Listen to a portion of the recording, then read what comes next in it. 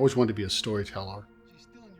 And I wanted to be an artist from a very young age. Actually, first grade, I had a great art teacher, and I saw him take a blank piece of paper and sketch out the school. And I was like, wow, that's what I want to do. And I never changed. I always said I want to be an artist. When I was 22, I was introduced to video and filmmaking. And so as a storyteller, that medium made sense. I said, that's what I want to do. And then I went back to college. I was 28 when I went back. So I was a serious student. I wasn't interested in the parties and everything. So that's why I went back to FSU my last 2 years to get my bachelor's. Riders checked in 1 or 2 days beforehand, and everybody was excited for the week-long drive.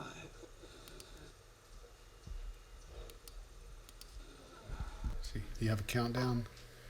That's called a two-pop. So whenever you have a film, you first have to ID it. So whoever looks at it and says, okay, here's what's in the film, how long it is, all the information's there.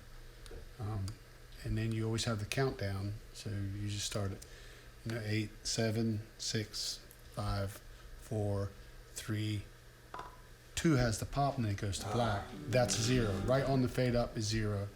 That's what you send to your TV stations, distributor, anybody. And theme park. Florida, a state with retirees, spring breakers, and cowboys. Yep, cowboys.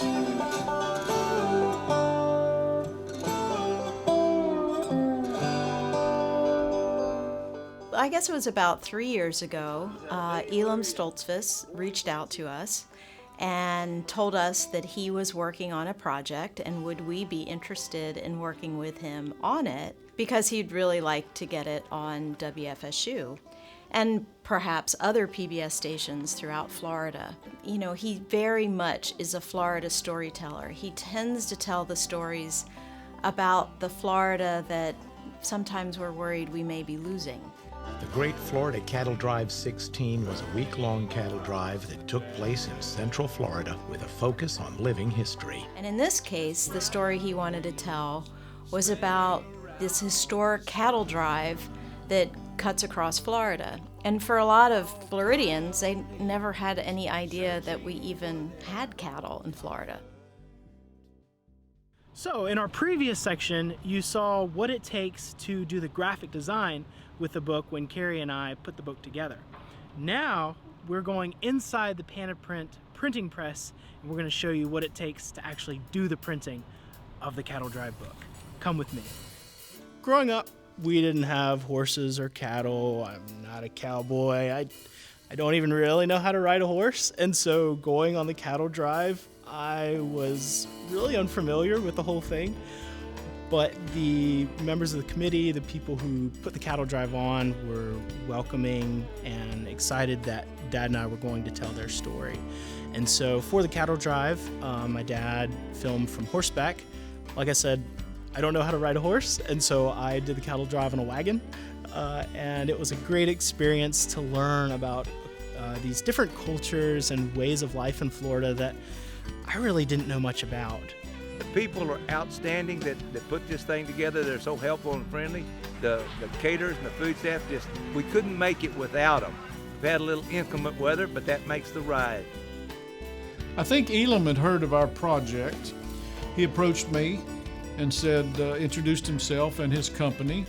We had an interesting story to tell, a historic story to tell, and I wanted to make sure that we picked the right man to do it.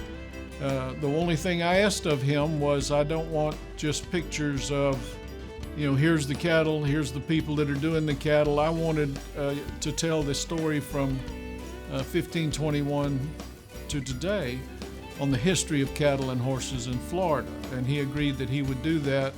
And it not only was something that he did, it was something he embraced. That's been one of the exciting things working with Dad, is to learn about these different cultures and ways of life that I mean, that's what makes Florida such a vibrant state.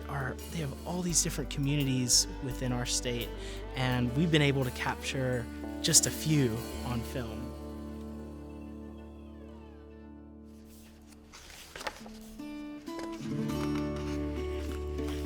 Well, first of all, I grew up on a farm, and so my love for nature, being outdoors, started very young. It just made sense. And when I first started drawing, when I started doing photography, it was always outdoors. It was landscape, not people.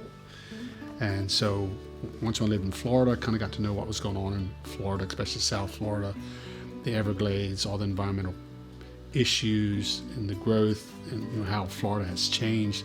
I was like, someone needs to tell these stories, and other people were. So one of my spins was to do it more as an artist instead of a scientist, because most of the documentaries are very scientific. And my documentaries have science in, but if you look at them closer, it's more art.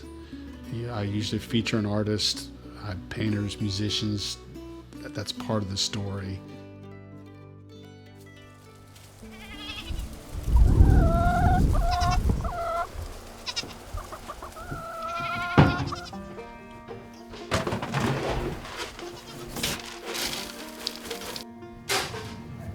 I interned for Elam during my last year at FSU. That was the first job I took out of college, was working directly for him and with him. But over that time, I learned a lot from him. If you really are passionate about the story that you're telling, it will be a special thing. It will turn out to not just be a story, not just be a movie. It'll be something that really grabs people by their mind and their heart. The awards that I received the most from was cinematography. That's my strong point, is taking pictures. Going back to a very young age of photography, and I always said it's all about filling space. And anytime in any art, what do you start out with? Nothing. Music is silence. Film is an idea. And so until you start writing it down or start putting images on the camera and starting to put it all together, it's nothing. Awards are like a breeze that comes by. They come and go, but you don't get hung up on them, but you go on. The fact that he came from the background where he did, that he was raised Amish and then beachy and only had an 8th grade education, he embarked into adulthood pretty much on his own, and then later with our mom who supported him, he was able to come back and get an education, taking remedial classes, getting the support that he needed. And the fact that he even made that journey, leaving his community of origin and doing something that no one in his family had ever done, I think is incredibly admirable. And then he kind of provided the breathing room for my brother and I to be able to pursue our own creative endeavors and pursue our own educations. I think it's really awesome that the entire Stoltzfus family is a giant storytelling machine.